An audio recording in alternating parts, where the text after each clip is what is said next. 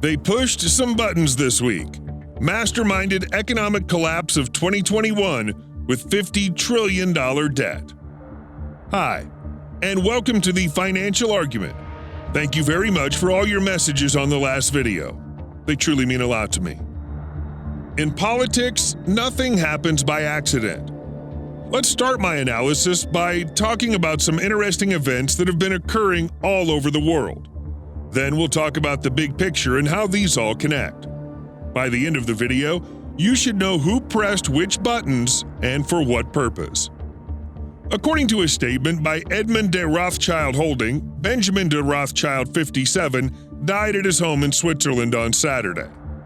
We can spend the rest of this video analyzing the news from Switzerland, but let's focus on the topic at hand. We don't have that much time. Governments or government officials around the world are resigning one after another. Italy's current coalition collapsed and an earlier election appears on the horizon.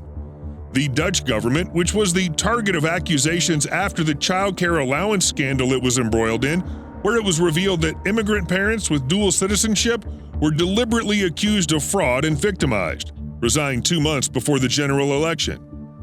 Estonian Prime Minister Jüri Ratas announced that the Center Party resigned after being investigated for corruption related to a property development company. As far as I know, he's missing. No news from him. Interestingly, Chancellor Angela Merkel canceled all meetings and sessions. Although not shown in the mainstream media, large-scale demonstrations were sparked almost all over the world. It was reported that thousands of people attended demonstrations on the streets of Paris, France, and 75 were detained. There was a mass demonstration held by farmers in India against the liberalization of the agriculture sector. Thousands of villagers occupied Delhi's borders for 42 days, and this could continue even longer. They're planning to invade the capital on January 26th. There is also news of disturbance in Mallorca, Spain. Restaurant employees and branch employees called for the restrictions to be lifted. They also called the government to resign. There are reports of demonstrations and arrests in Toronto, Canada as well.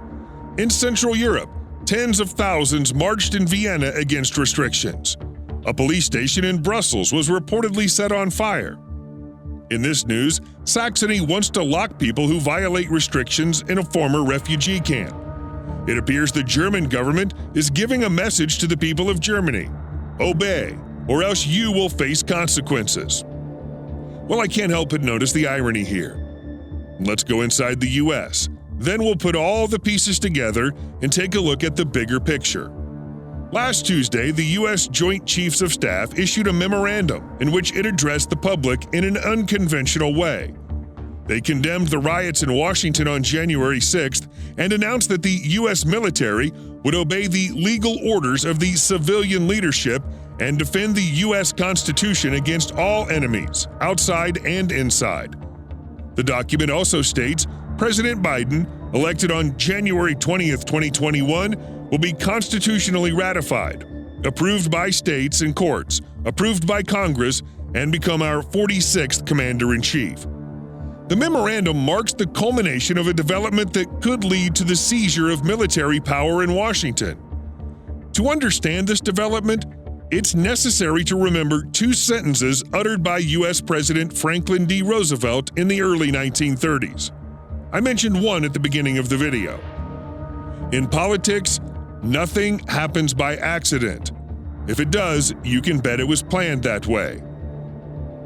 The politics of both Democrats and Republicans have been shaped for months by discussions about the outcome of the U.S. elections in November.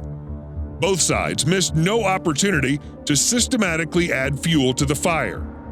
In this way, they are constantly stirring up discontent among the American people, whose living conditions have deteriorated dramatically in the recent past.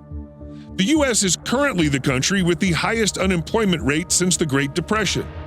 The state, corporations, and private households suffer from the heaviest debt burden of all time. Infrastructure is collapsing. The middle class is driven to ruin by new measures. Poverty and hunger are rising, and the wealth of the ultra-rich increases beyond limits. This historically unique explosion of social inequality will almost certainly end in violent outbreaks in society, The January 6th events should only give an idea of what to expect in the coming weeks and months. To understand why this kind of violence should be triggered, one must look at the real powerhouse of the United States. At the top is the digital finance complex that includes Microsoft, Apple, Amazon, Google, and Facebook, as well as the major asset management companies, BlackRock, Vanguard, State Street, and Fidelity. The digital finance complex has seized more power over the past few years and months than any previous power in U.S. history. But even this power has its limits, and the foundation on which this power is based is now reaching such a limit. The current global monetary system is built around the U.S. dollar. After central banks revitalized this system several times over a 12-year period, it's showing increasingly strong signs of decay and can no longer be kept alive in the long term. The stock market crash beginning at the end of 2018, the problems in the U.S. repo market in September 2019, and the near renewal collapse of the global financial system in February and March 2020 clearly showed that central banks' future recovery options are exhausted.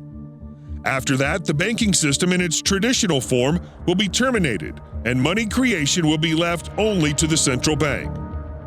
In the future, U.S. citizens should have a single account directly with the Federal Reserve. But why is social unrest necessary for this restructuring of the monetary system? For one simple reason: because the new monetary system means the entire population is completely under the iron fist of the digital financial complex. They will not only have information about each transaction, but may also decline, set deadlines, or geo-restrict payments.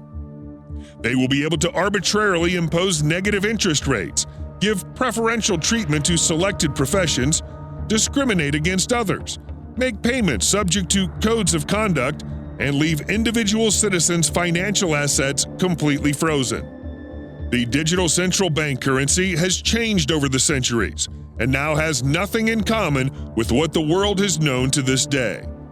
Regardless of the democratic message throughout the Constitution, it means the end of all democracy.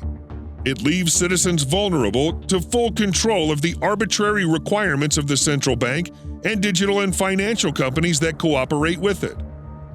Under normal circumstances, the population would not accept the introduction of such currency at all, but would certainly show considerable resistance.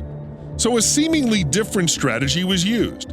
Instead, they deliberately triggered the recession of the century, created mass unemployment, and promised aid payments but failed to meet deadlines. Last but not least, they created political turmoil. Different groups were pitted against each other to provoke social unrest.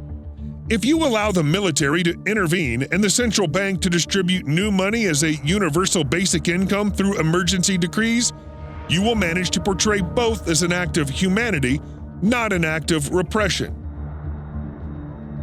Burn the house first, then save the residents. Wow, you're a true hero. So what will happen to the burning house? Moreover, it's not a burning house, but a whole country. We're now witnessing these historical moments. I'm just trying to show you the signs. I do my best to read all the comments, and I see that many of you are already aware of what's happening and what's coming. If he manages to remain for the full term, the next 4 years will be hellish for Biden, and unfortunately for the United States and the entire world. Recall that it took 200 years, 1808 to 2008, to decrease the debt of the United States from $65 million to $10 trillion. Remember that after President Reagan, the U.S. debt multiplied by 31 times since 1981. Biden called for trillions of dollars in support even before he officially took office. We already know what happens next. He said that if they don't act now, the gap will get bigger and will be difficult to close. I think Biden's dream is to print more money than any president ever. Will he be able to accomplish this? Absolutely. When Obama took office, he inherited an $8 trillion debt. For 8 years, he enlarged it, presenting President Trump with a $20 trillion gift. Obama, during his 8 years in the White House, broke a new record. He printed an amount of money that equaled what the last 200 years of presidents had printed. But I see a man who's ready to set a new record.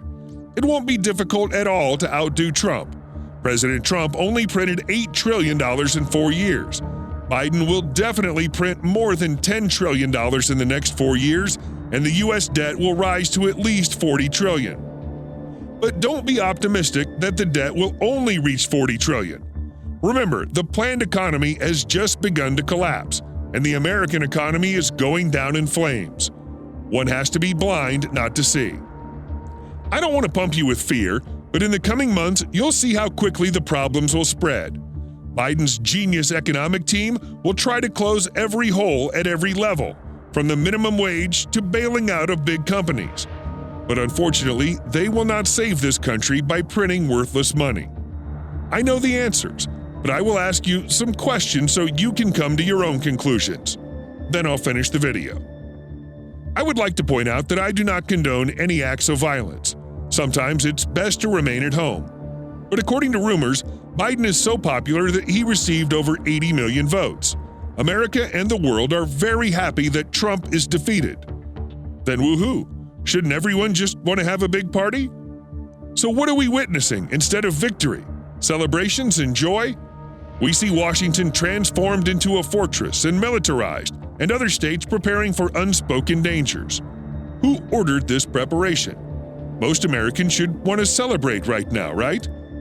However, we see news of clashes with police in the streets of people from New York and other states.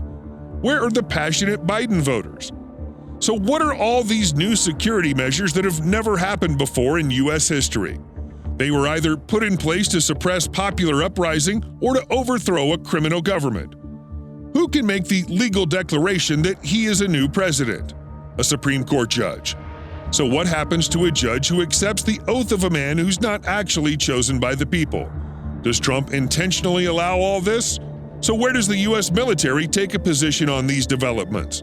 Does this confirm that this situation is extremely dangerous for the state? And finally, is all this part of a big reset plan? Thanks for watching.